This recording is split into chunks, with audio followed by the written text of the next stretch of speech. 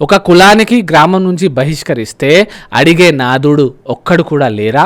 వాళ్ళకి అమ్మకుండా వాళ్ళ దగ్గర ఏం కొనకుండా ఉంటే ఆ ఊర్లో ఎలా బతకాలి?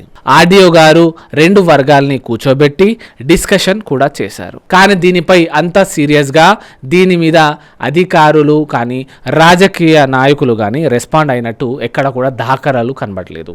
గ్రామం నుంచి దళితుల్ని గ్రామ బహిష్కరణ చేశారు అంటే ఇది ఎంత నీచం! కేవలం ఓట్ల కోసం మాత్రమే దళితుల్ని వాడుకుంటున్నారా? మా ఊళ్ళకి వద్దన్నారా? సరే, టిఫిన్ లేదనే మా ఊళ్ళకి వద్దన్నారా? టిఫిన్ లేదా మా ఊళ్ళకి వద్దన్నారా? మా ఊళ్ళకి వద్దన్నా టిఫిన్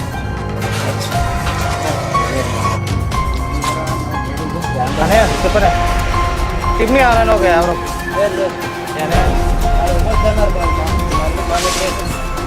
మా ఊళ్ళకి వద్దన్నారా?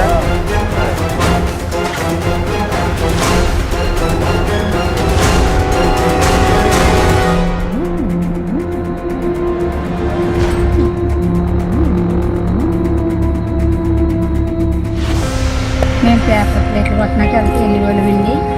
మా ఊరు అబ్బాయి చనిపోయిన వల్ల కరెంట్ సాగు చనిపోయాడండి. కాపు కరెంట్ సాగు వచ్చిందండి.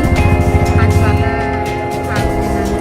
ఆపేమన్నారండి. సార్ రావద్దన్నారు. మా ఊళ్ళో న్యాయం చేయమని అడిగారండి మా ఊళ్ళు. అందుకనేసి మీ ఊళ్ళో ఎలా చేశారు? ఇలాంటి వెనుకబడిన తరగతుల్ని ప్రోత్సహించడానికి ఎస్సీ ఎస్టీ అట్రాసిటీ చట్టాన్ని తీసుకొచ్చింది గవర్నమెంట్. ఎవరైనా ఎస్సీ ఎస్టీకి సంబంధించిన వారిని కులం పేరు మీద దూషించినా, కించపరిచినా, దాడి చేసినా, సోషల్ మీడియాలో అసభ్యకరంగా మాట్లాడినా ఖచ్చితంగా శిక్షలు పడతాయి.